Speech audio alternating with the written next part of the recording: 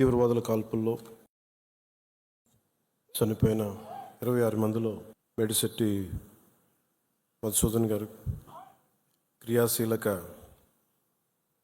జనసేన క్రియాశీలక సభ్యులు, ఆయన కూడా దీంట్లో బలయ్యారు.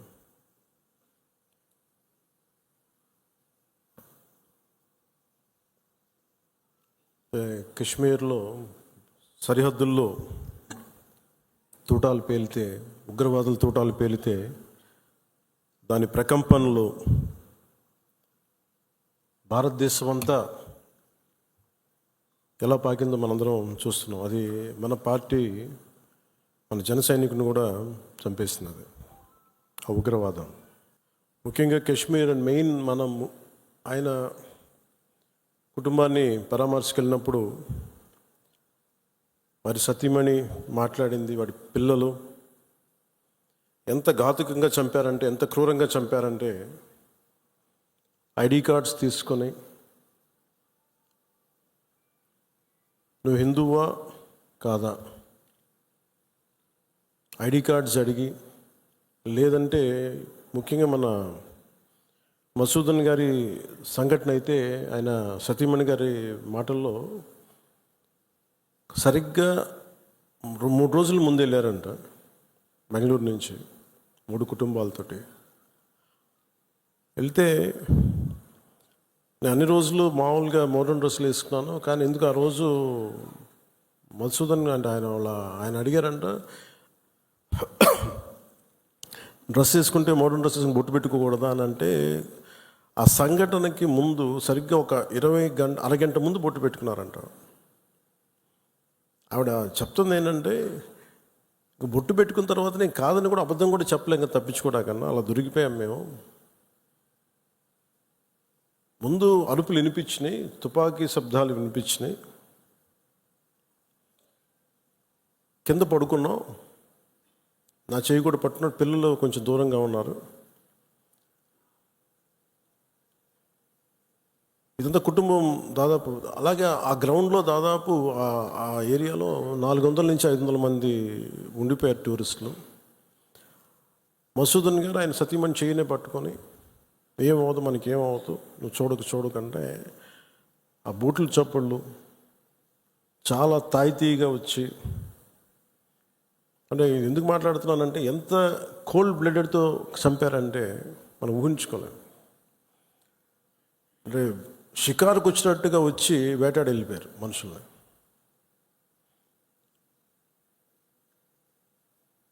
మనకి ఏమవ్వదు అని అలా అంటుంటే బూట్ల శబ్దాలు ఆగినాయి.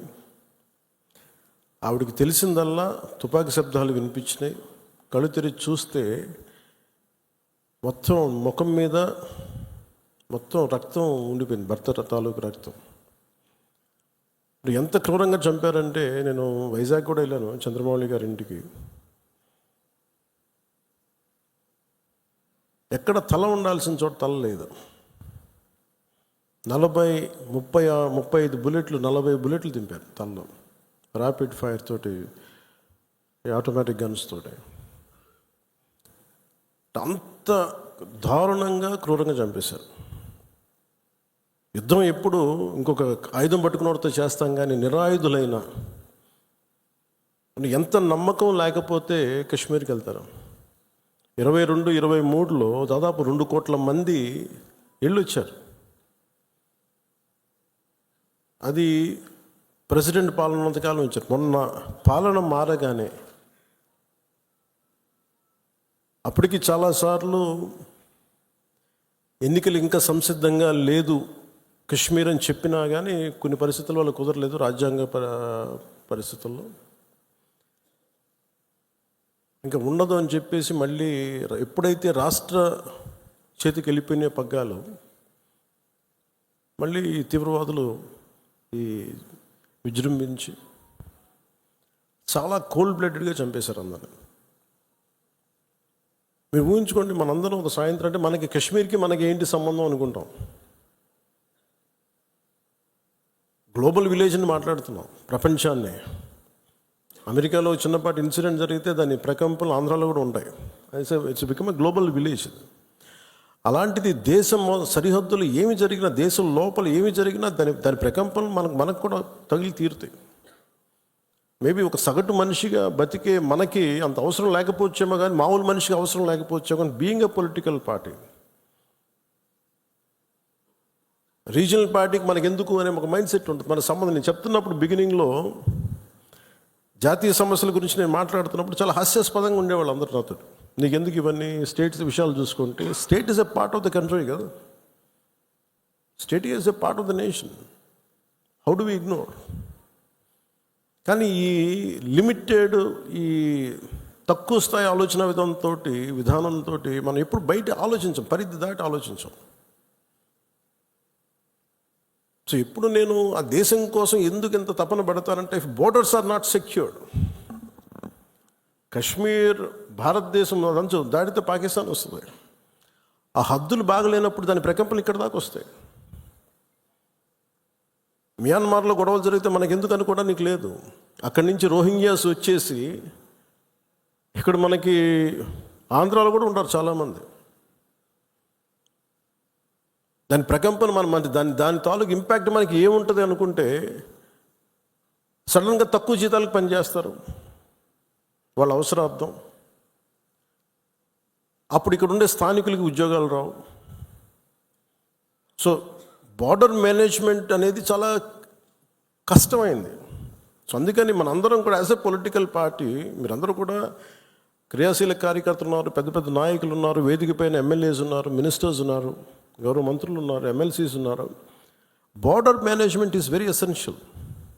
మన చిన్నపాటి ఇంటి సరిహద్దులనే మనకు రోజు ఎవడన్నా పొలం ఉంటే ఆ సరిహద్దులను ఎవడ గట్టు జరిపాడా లేదని ఇంత ఆలోచిస్తూ ఉండే. చిన్న ఒక 2 ఎకరాల పొలం ఉంటేనే, ఒక 10 సెంట్లు భూమి ఉంటేనే, రోజు 2 సెంట్లు భూమి ఉంటేనే మనం ఎంత తెలుస్తాం. అలాంటిది కంట్రీ సరిహద్దుల్ని మనం చూసుకోకపోతే నాయకులుగా వచ్చే ఉపద్రవాలు ఇలా ఉంటాయి.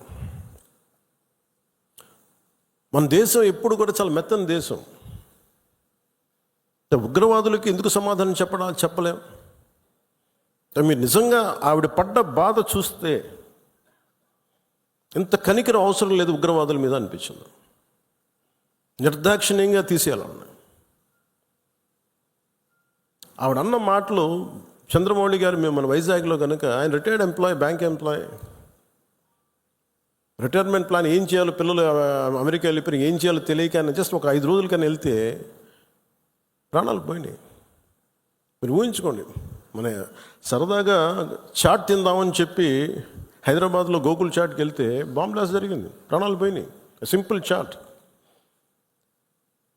అలాగే పార్క్కి వెళ్దాం, లుంబిని పార్క్ వెళ్ళి కూర్చుందాం పిల్లా పాపలతో అంటే బాంబులు పేలినాయి.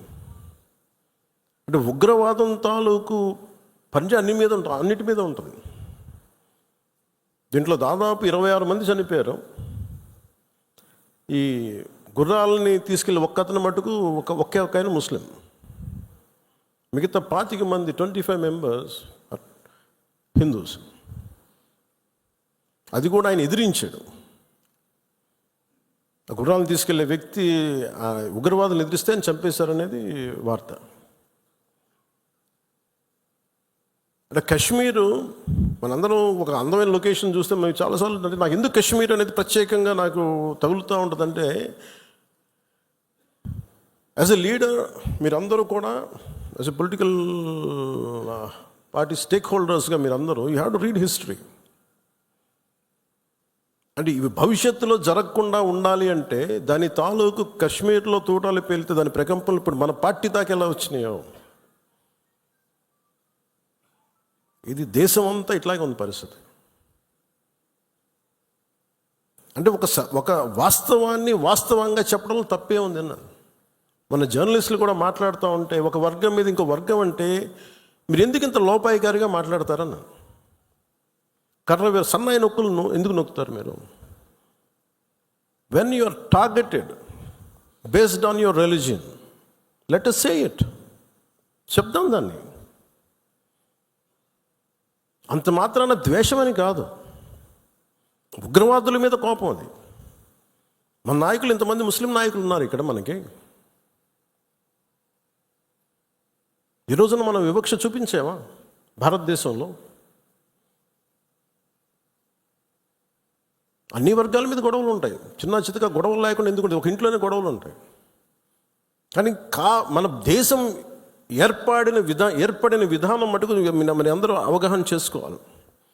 ఎందుకంటే ఎందుకు నేను 3 రోజులు సంతాప దినాలుగా ప్రకటించిన ఆ బాధ నాకు తెలుసు ఎలా ఉంటుందో.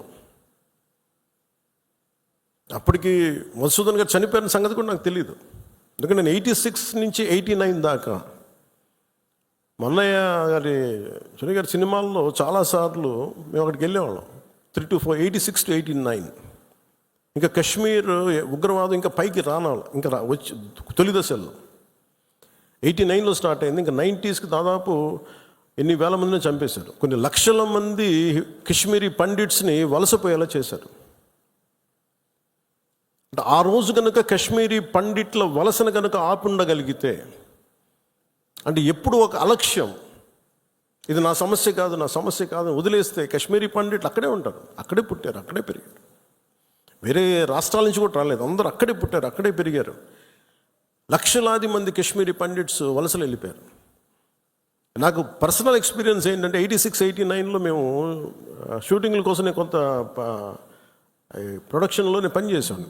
చిన్న ఏదైనా కావాలంటే అవసరాలుగా మార్కెట్కి వెళ్ళేవాడు. శ్రీనగర్ మార్కెట్కి వెళ్తే ఫస్ట్ ఇయర్ బాగానే ఉంది, కానీ 86లో 87, 88కి చాలా ఇబ్బంది అయిపోయింది. ఇంకా 89 దగ్గరికి వచ్చేటప్పటికి షూటింగ్ జరుగుతుంటేనే గొడవలు అయిపోయాయి. 1-2 రోజులు త్వరగా ముగించుకొని వచ్చేస్తుంటే అప్పుడున్న కశ్మీరీ పండిట్ ఒక అతను చెప్పాడు, ఇంక మీరు రాలేరు ఇక్కడికి అన్నాడు. ఎందుకంటే మా మొహల్లాల్లో, మా ఏరియాల్లో చాలా ఇబ్బందులు అయిపోతున్నాయి, మాకు ఇబ్బంది వచ్చేసరికి మీరు రాలేరు కళ్యాణ్ మీరు అని చెప్పాడు. అంటే ఆ రోజు నుంచి ఈ రోజు దాకా కశ్మీర్ ఎప్పుడు ఒక మండుతున్న సమస్య. మీరు as a party you make very stable. This is Janasena decision, all of our decision. అది Kashmir is an integral part of India that can not be denied. అది మీరు చాలా బలంగా మీరు మాట్లాడాలి. Kashmir is an integral part of India, it will be an integral part of India forever. ఎందుకంటే ఎందుకు మాట్లాడుతున్నానంటే కశ్మీర్ పేరు కశ్యప మహర్షి మీద వచ్చింది. అమర్నాథ్ టెంపుల్ కానీ, ఇక్కడి నుంచి కేరళ నుంచి కశ్మీర్కి శంకరాచార్య మఠం కానీ, తర్వాత మతాలు మారుండొచ్చేమో ప్రజలు, కానీ అందుకని మీరు దీన్ని చాలా బలంగా నమ్మాలి. ఒక చిన్న గొడవ జరిగినప్పుడు అది మనకెందుకని అనుకోకండి. అందుకని దిస్ ఈజ్ జనసేన స్టాండ్. ఇది నేను బలంగా నమ్ముతాం, బలంగా ఆచరిస్తాం. భవిష్యత్తులో ఇలాంటి సంఘటనలు జరగకుండా ఉండాలి. మనం ఇవ్వగలిగేది ఏంటంటే, ఒక నాయకుడికి దేశాన్ని, ఒక చిన్నపాటి ఇంటిని నడపాలంటేనే కష్టం. ఇన్ని రాష్ట్రాలు, ఇన్ని విభిన్నమైన సంస్కృతులు, ఇన్ని భాషలు, ఇన్ని పొలిటికల్ పార్టీస్, వీటన్నిటి మధ్య వైరుధ్యాల మధ్యలో ఒక ఏకాభిప్రాయంతో ఒక దేశాన్ని నడపాలి ఒక ప్రధానమంత్రికి అంటే ఎంత కష్టమైన పరిస్థితి అది. అలాంటి వ్యక్తులకి మనం ఇవ్వగలిగేది చిన్నపాటి ఊతం అంతే, చిన్నపాటి ఆసరా. ఎక్స్ట్రా గొడవలు క్రియేట్ చేయకుండా కొంచెం బాధ్యతగా మాట్లాడటం, అవసరమైన చోట భుజం కాయటం. As part of NDA this is our responsibility. ఎందుకు నేను దీన్ని ఫస్ట్ టైం, నేను ఇప్పుడు దాకా మాట్లాడిన విధానంలో కొంచెం సాఫ్ట్గా ఫస్ట్ టైం నేను ఎందుకు హిందూ టార్గెటెడ్ హిందూ, మిగతా వాళ్ళు ఇబ్బంది పడుతూ ఉన్నారు మాట్లాడటానికి. ఉగ్రవాదులు టార్గెట్ చేసి హిందువులను చంపారు, ఇది సత్యం అంతే. వాళ్ళు అన్న మాట నాతో ఏంటంటే, మధుసూదన్ గారి భార్య, ఇఫ్ ఆమె ముస్లిం నన్ను స్పేర్ చేసేవాళ్ళు సార్. మేము చేసింది పాపం, బీయింగ్ హిందూ పుట్టడమా మేము చేసింది? కనీసం మా చేతుల్లో ఆయుధాలు కూడా లేవే, మేము సైనికులం కూడా కాదే, మేము బిడ్డలిద్దరు అక్కడే ఉన్నారు. నేను ఆలోచించలేదు ముందు, నేను అనుకున్నాను ఆయన ఒక్కైనా వెళ్ళారేమో, అలా చనిపోయారేమో అనుకున్నాను. కానీ కుటుంబం అంతా ఉంది, ఇంకో 2 ఫ్యామిలీస్ ఉన్నాయి. అందరి ముందు దారుణంగా చంపేస్తే, ఇంకా ఇది భారతదేశం కాబట్టి చాలా 7 దశాబ్దాల తర్వాత మాట్లాడుతున్నాం మనం. కశ్మీర్ని 3 సార్లు, మన పాకిస్తాన్ని 3 సార్లు ఓడించాం. సహనం ఎక్కువైపోయింది మన దేశానికి. ఎందుకంటే మనుషులే సహనం ఎక్కువ మనకి. ఏదైనా అతి చేస్తే మంచిది కాదు, అతి సహనం కూడా మంచిది కాదు, మితిమీరిన మంచితనం కూడా మంచిది కాదు. ఇష్టారాజ్యంగా వచ్చి కాల్ చేసి వెళ్ళిపోతాం అంటే మనం ఎందుకు కామ్గా ఉండాలి? మన జన సైనికుడు చనిపోయిన మన జన సైనికుడు మనలో ఎవరైనా కావచ్చు, అది నేను కావచ్చు, మీరు కావచ్చు, ఎవరైనా కావచ్చు. అది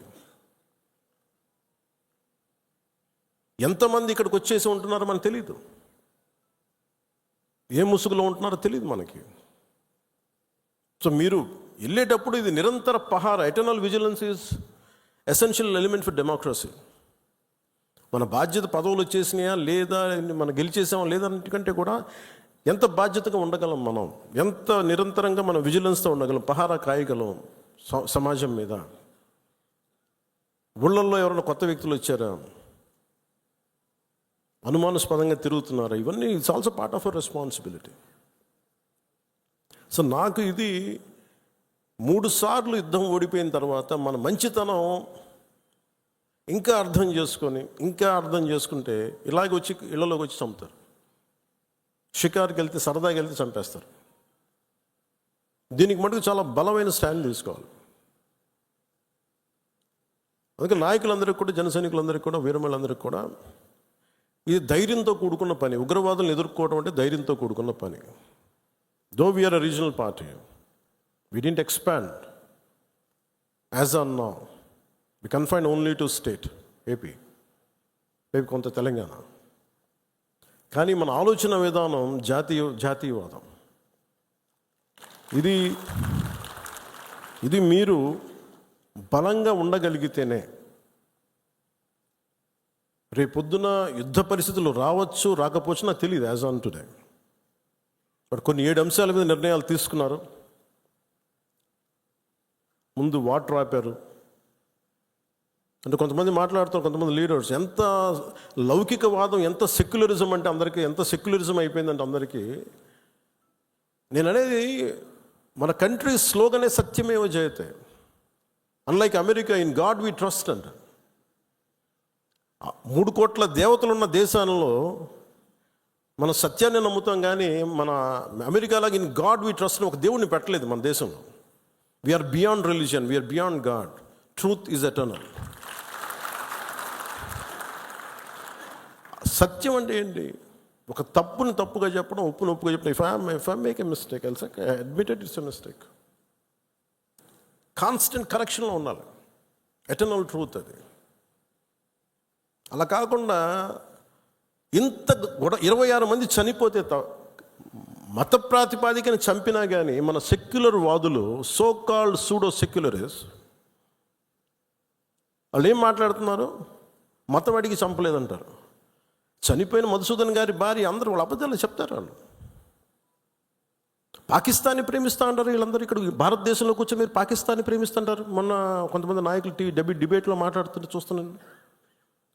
మీరు పాకిస్తాన్ అంత ప్రేమిస్తే దయచేసి పాకిస్తాన్కి వెళ్ళిపోండి, ఇక్కడ ఎందుకు?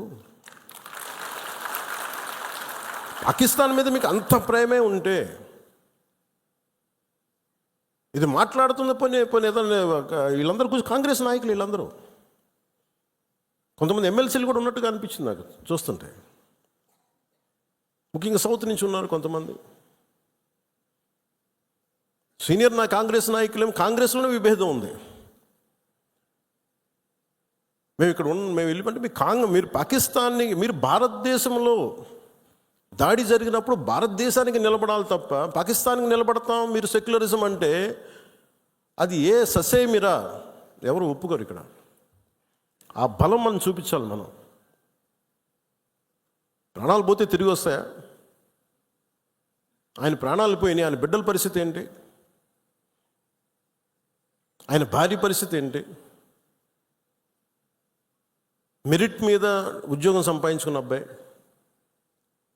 ఒకటే కంపెనీలో నిలబడి ఆ మెరిటోరియస్గా ఎదిగినవాడు, ఒకటే మాట ఆయన మా మిస్సెస్ మాట్లాడుతూ ఉన్నారు.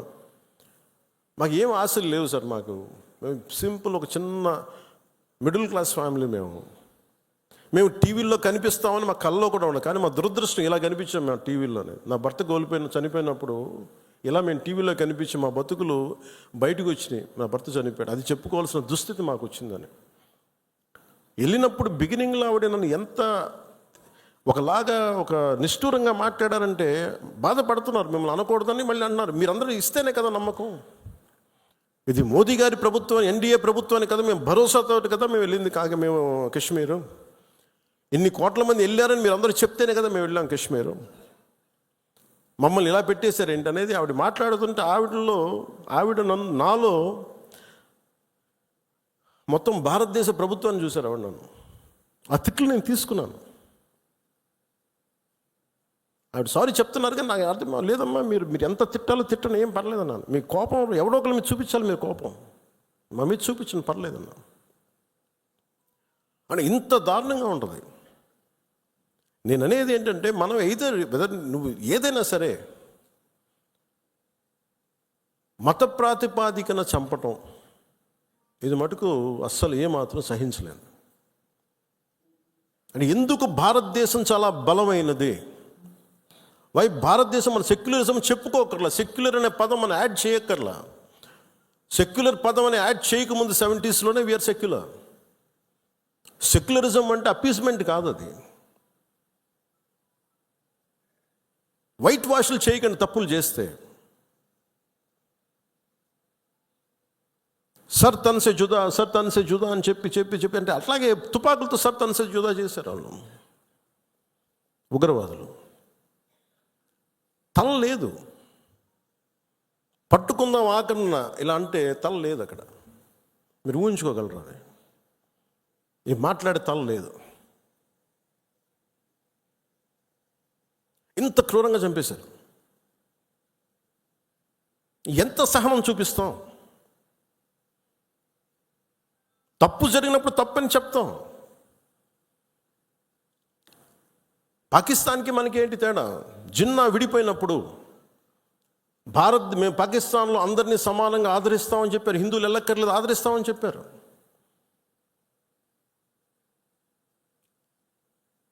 రెండు కోట్ల పైన ఉండే, చాలా కోట్ల ఎక్కువ, అంత జనాభా ఉండే చోట ఈరోజు జస్ట్ పట్టుమని కొన్ని లక్షల్లో ఉంటారు పాకిస్తాన్లో హిందువులు, అంతే. బట్ వేరస్ మన దేశంలో పాకిస్తాన్లో ఎంత జనాభా ఉందో, ముస్లిం జనాభా అంత జనాభా ఇక్కడ ఉంది. That's what India is. అని మనం నిజంగా ఈ సోకాల్ సూడో సెక్యులర్ వాదులు చెప్పిన విధానంగానే అయితే నిజంగా అసలు ఇంతమంది ముస్లిం పాపులేషన్ ఉంటుందా? ఇంత వివక్ష చూపించే దేశం అయితే, హిందువులే నిజంగా వివక్ష చూపించే దేశమే అయితే ఇన్ని లక్షల మంది ఉండగలరా? అసలు ఇన్ని కోట్లాది మంది జనం ఉండగలరా? పాకిస్తాన్లో ఎంత ముస్లిం జనాభా ఉందో భారతదేశంలో అంతే ముస్లిం జనాభా ఉందో. దాదాపు అంత వివక్ష హిందువులకి ఎందుకు ఉంటుంది? హిందూస్ అక్కడెక్కడ కొంతమంది నాయకులు ఉన్నారేమో, మనకు తెలీదు. సంఘటనలు జరుగుతూ ఉంటాయి. మొన్నటికి మొన్న బంగ్లాదేశ్లో హిందువుల మీద దాడులు జరుగుతూ ఉన్నారు, విగ్రహాలు కాల్చేస్తూ ఉన్నారు, దుర్గాదేవి ఆలయాలు కాల్చేస్తూ ఉన్నారు. నేను మాట్లాడుతున్నప్పుడు మనకెందుకు సార్ అంటారు, అక్కడి నుంచి శరణార్థులు వచ్చేస్తారు, అప్పుడు ఇక్కడికే వస్తారు. దేశం మొత్తం అప్పుడు మన స్థానికులకు ఉద్యోగాలు పోతాయి, అప్పుడు మీకు ఓకేనా అన్న. ఆ దేశం బాగుంటేనే మనం ఇక్కడ ఉద్యోగాలు మన వాళ్ళకి ఇవ్వగలం. రెండు రాష్ట్రాల మధ్య కూడా, తెలంగాణ కానీ ఆంధ్ర కానీ, ఇక్కడి నుంచి మీరు వచ్చేస్తే మా ఉద్యోగాలు పోతున్నాయనే కదా సెపరేట్ స్టేట్ అయింది. అలాంటిది ఎక్కడ నుంచో శరణార్థులు, వాళ్ళ యుద్ధ పరిస్థితులు వాళ్ళ వాతావరణ పరిస్థితులు బాగలేక మనకు వచ్చేస్తే అది మనకు అదనపు భారం, అది దేశానికి కూడా. అంతేగాని దీంట్లో మన దీంట్లో వివక్ష ఏమి ఉండదు. It's a practicality. Why this country can't afford too much of migration.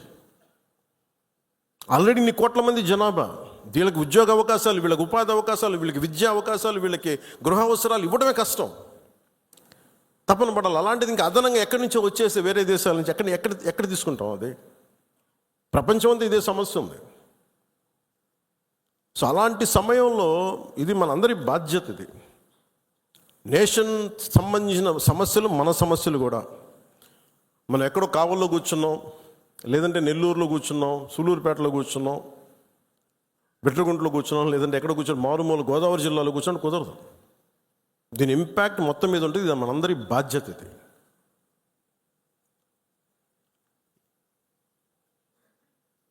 ఈ రోజున మనకి ఒక వాస్తవాన్ని వాస్తవంగా మాట్లాడటం తెలుసుకుందాం. నేను చాలాసార్లు ముస్లిం సమాజానికి కూడా చాలాసార్లు చెప్పాను. నేను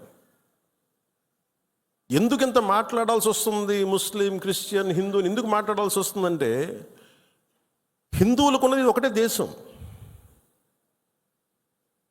ఇంక వేరే దేశం లేదు. ఇక్కడ కూడా హిందువులను టార్గెట్ చేసి చంపితే ఎక్కడికి పారిపోతారు? అంటే నీకు చంపింది 26 మందిని, కానీ దాని ఇంపాక్ట్ కోట్లాది మంది జనాభా, ఆశేష్ మొత్తం భారతదేశం మొత్తం మీద ఉంది. వెళ్ళి మీ ప్రధానమంత్రికి చెప్పుకో, మీ మోడీకి చెప్పుకో. అది మోదీ గారికి చెప్పడం కాదు, అది చంపేసి నన్ను కూడా చంపేయాలన్నాను మసూదన్ గారి భార్య. వెళ్ళి మా బిడ్డలు కూడా చంపేయండి, మీ మోడీకి చెప్పుకోపో. ఉగ్రతలు ఒకటే చెప్పాలనిపించింది. నువ్వు మోదీని అంటలేదు, ఇక్కడ మా అందరిని అంటున్నావు. ఎందుకంటే ఇలాంటి సమయం, ఎలాంటి క్లిష్టమైన కష్టమైన సమయం కాబట్టి నిత్యం విమర్శించే మోదీ గారిని విమర్శించే నాయకులు కూడా ఈరోజు ఆయనకు మద్దతు తెలుపుతూ ఉన్నారు. దేశం అంత ఏకతాటిపైకి వచ్చింది మొట్టమొదటిసారి. ఇలాంటి సమయంలో అంటే నేనేదేంటంటే, ఇర్రెస్పెక్ట్ ఆఫ్ మన డిఫరెన్సెస్ అసైడ్, ఉగ్రవాదం మీద మటుకు, హింస మీద మటుకు, ఇర్రెస్పెక్ట్ ఆఫ్ రిలీజియన్, మనందరం ఒకటే మాట్లాడాలి. దీంట్లో మాట్లాడితే ఓట్లు పోతాయా, దీంట్లో మాట్లాడితే ఓట్లు వస్తాయి, ఇవన్నీ ఆలోచించకండి. Whether you have spoken truth or not, సత్యమేవ జయతే. నువ్వు ఒకటే మాట్లాడాలి, నేను ఓట్లు వస్తాయని నేను రాలా, మార్పు తీసుకురాగలమా లేదా అనేది రాజకీయాల్లోకి వచ్చాం. ఓట్ల కోసం అయితే నా లాంటి ఇంత తపన పడక్కలు, ఇంత కష్టపడక్కలు. చాలా గొప్ప పార్టీలు ఉన్నాయి, అనుభవజ్ఞుల నాయకులు ఉన్నారు. కానీ ఒక సత్యాన్ని సత్యంగా మాట్లాడడం చాలా శక్తి కావాలి, దానికి ధైర్యం కావాలి.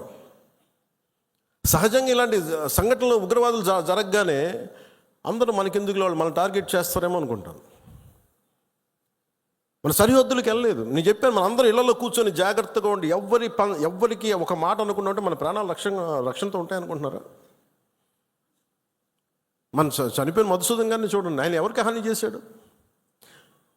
ఎవరిని పల్లెత్తి మాట అనలా. కుటుంబాన్ని తీసుకెళ్ళి కాశ్మీర్ వెళ్తే అక్కడ కాల్ చేశారు. Targeted as a Hindu. ఇది ఎక్కడో కూర్చోబెట్టి మత సామరస్యం చాలా చాలా అవసరం ఈ దేశానికి. చాలామంది మత కలహాలు క్రియేట్ చేయాలనుకున్నా కానీ కొంతమంది చేస్తుంటారు. దాన్ని మీరు అడ్డుకోవాలి. మీ కళ్ళ ముందు ఒక సంఘటన జరుగుతున్నప్పుడు మీరు అడ్డుకోండి. అది ఎవరైనా సరే, ఒక హిందూ కావచ్చు, ముస్లిం కావచ్చు, ఏమది తప్పంటే తప్పని చెప్పండి. మీరు ఆ ధైర్యం కావాలి మీ అందరికీ. ఎందుకంటే ఆ ధైర్యం లేనప్పుడు అప్పుడు మన పొలిటికల్ పార్టీగా మనం ఉండడం అనవసరం, ఒక పొలిటికల్ పార్టీ మెంబర్గా ఉండటం కూడా అనవసరం. హార్ష్గా చెప్పమని చెప్పట్లే, గట్టిగా తీవ్రంగా చెప్పమని చెప్పట్లే, కానీ ఇబ్బందిగా ఉంది నువ్వు చేసే పని చెప్పాలి. కష్టం తెలియాలి కదా. ఇది మటుకు మనం నిర్ణయించుకోకపోతే మీరు అందరూ అసలు ఓటు వెయ్యను ఏముంటుందని, అసలు నాయకుడు కానోడు కూడా, ఇంట్లో సోఫాలో కూర్చొని కదలని వాడు కూడా, సార్ ఇది సెక్యులరిజం కాదు సార్, ఇలా మాట్లాడకూడదు అంటే ఏంటి? అంటే ముస్లిం కాని వాళ్ళు చచ్చిపోతేనే మాట్లాడాలి సెక్యులరిజం అంటే? హిందువులకు జరిగితే మాట్లాడకూడదా? That can be defined as secularism. ఇది సమస్య మన దేశంలో. అందుకని ఇలాంటి ఈరోజు నాయకులందరికీ, మన జన సైనికులందరికీ కూడా, వీరమహిళలు అందరికీ కూడా నాకు ఒక విన్నపం ఏంటంటే, సెక్యులరిజం అనే పదానికి మీరు ఈ పడికట్టు డెఫినేషన్ మీరు తీసుకోకండి. ఇది మటుకు మీరు చాలా చాలా స్పష్టంగా తీసుకోవాలి. నేను చాలాసార్లు చెప్పాను, ముస్లిం సమాజంలో చాలామంది వచ్చి అడిగినప్పుడు మీకు ఏదైనా ఇబ్బంది వస్తే మొట్టమొదటి గొంతెత్తేది నేను, మీకు గుర్తుపెట్టుకోండి. కష్టం వచ్చింది ఎందుకంటే ఎందుకంటే నేను ఏం మాట్లాడుతున్నానంటే, సార్ ఇది మనందరం ఇక్కడ పాకిస్తాన్ ఇస్లామిక్ రాజ్యం, అది they announced Pakistan is an Islamic nation.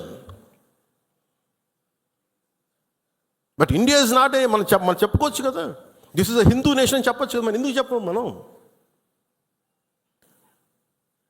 మన మూలాల్లో మతం అనేది ఒక విధానం అంతే. అందుకని మనం ఇప్పుడు చెప్పాల్సిన అవసరం లేదు. అంటే ఈ సందర్భంగా ఇది ఏ భాషలో తర్జుమా చేసుకుంటారో తెలియదు, ఇది కాశ్మీర్ దాకా వెళ్తుందో ఇంకొకటికి వెళ్తారో తెలియదు, కానీ ఒకటే ఉగ్రవాదులకి ఒకటే సందేశం, ఇది వరకు లాంటి భారతదేశం కాదు, ఇది కొత్త భారతదేశం. అది ఎందుకంటే మేము చాలాసార్లు విసిగిపోయి ఉన్నాం. చాలాసార్లు విసిగిపోయి ఉన్నాం. మీ ఇష్టానికి వచ్చి కాళ్ళు చంపుతానంటే ప్రాణాలు ఎలాగపోతాయి మాకు తెలుసు.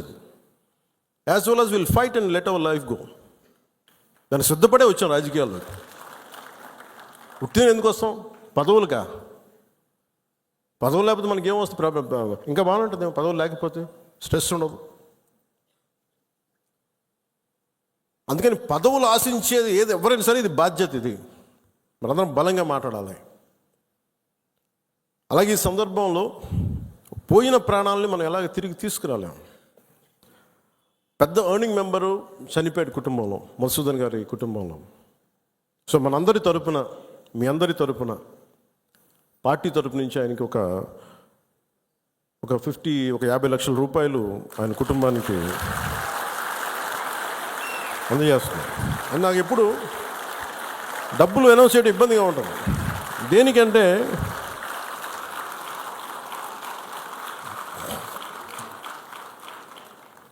దేనికంటే మనిషి ప్రాణాలకు విలువ కట్టడం నాకు ఇష్టం ఉండదు. కానీ కొన్ని సందర్భాల్లో అది చిన్నపాటి ఊతం అవుద్ది అంతే. పిల్లల చదువులకు కావచ్చు, ఇంకోటి కావచ్చు. ఇవన్నీ కాకుండా మధుసూదన్ గారి కుటుంబానికి, వారి కుటుంబ సభ్యులందరికీ ఈ సందర్భంగా నేను ఒకటే విన్నవించుకుంటున్నాను. మీకు ఏ కష్టం వచ్చినా సరే మేము ఉన్నాం. మేము మీతో ఉన్నాం. ఏదో ఈరోజు ఒక 50 లక్షలు ఇచ్చి మిమ్మల్ని వదిలేయటం కాదు. మీకు ఏ కష్టం ఉన్నా సరే వాళ్ళకి మన పేషెంట్ నెంబర్స్ కూడా ఇచ్చాను. Any time you can reach out. మీకు ఏది అవసరం ఉన్నా. ఎందుకంటే చెప్పి రావు ఉపద్రవాలు.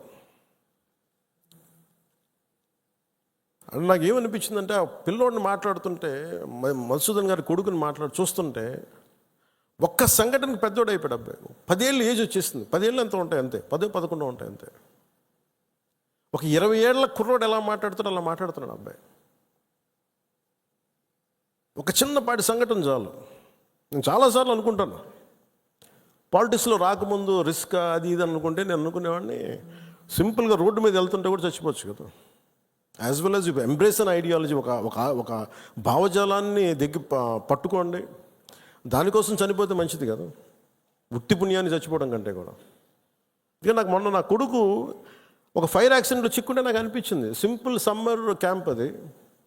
ఫైర్ యాక్సిడెంట్లో చిక్కుకుంటే పక్కన ఉన్న ఒక బిడ్డ చనిపోయింది. ఇంకో పక్కన ఉన్న బిడ్డ మొత్తం కాళ్ళు చేతులు మొత్తం కాలిపోయినాయి. వీడికేమో లోపలికి అంతా ఈ కొంత ఫస్ట్ డిగ్రీ జరిగినాయి బర్న్స్. తర్వాత లోపలికి సూట్ ఉంటుందని గాలి పీల్చేయటం వల్ల ఆ పొగ. నా కొడుక్కే అర్ధరాత్రి పూట లేచి ఆ మేడపై నుంచి పడిపోతున్నట్టు కళ్ళు వస్తాయండి. సైకాలజిస్ట్ చూపిస్తున్నారు ఇప్పుడు.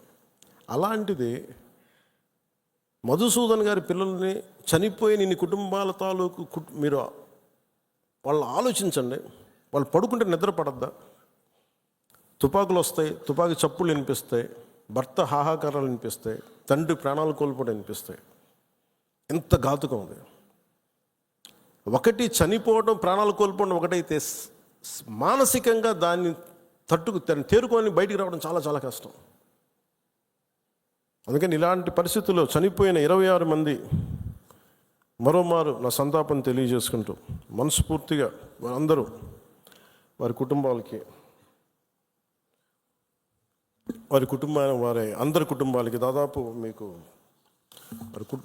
అంటే మన ఇలాంటి 26 మందిలో ఒకళ్ళు ఇందోర్ నుంచి సుశీల్ నత్యాల్, హేమంత్ సుహాస్ జోషి ముంబై, వినయ్ నర్వాల్ హర్యానా, అతుల్ శ్రీకాంత్ మోని మహారాష్ట్ర, నీరజ్ ఉద్వాని ఉత్తరాఖండ్, బిథన్ అధికారి కోల్కతా, సుదీప్ నెపోనే నేపాల్, శుభం ద్వివేది కాన్పూర్, ప్రశాంత్ కుమార్ సత్పతి ఒడిషా, మనీష్ రంజన్ బంగాల్, ఎన్ రామచంద్ర కేరళ, సంజయ్ లక్ష్మణ్ లాలి తానే, సయ్యద్ అదిల్ హుసేన్ షా పెహల్గామ్, ఇందాక చెప్పిన గుర్రం ఇచ్చే వ్యక్తి,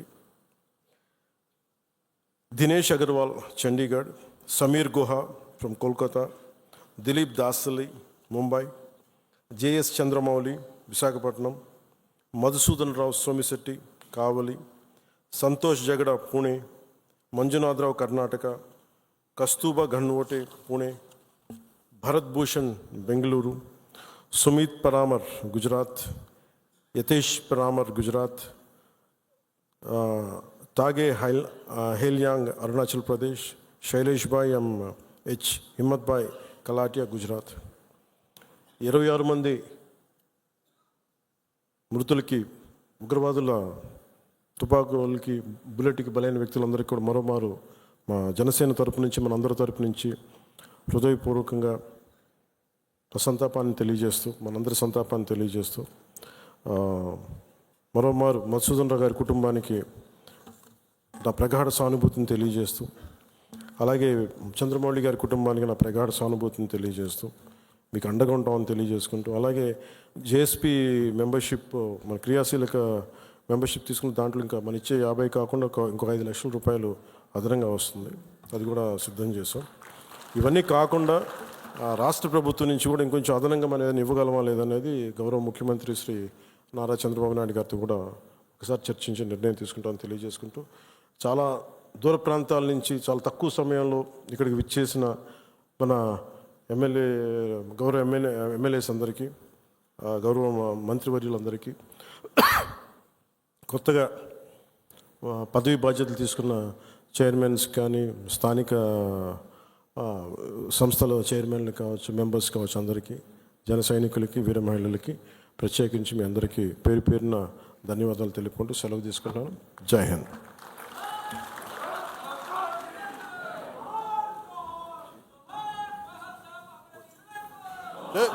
జోహార్ జోహార్ జోహార్, జై.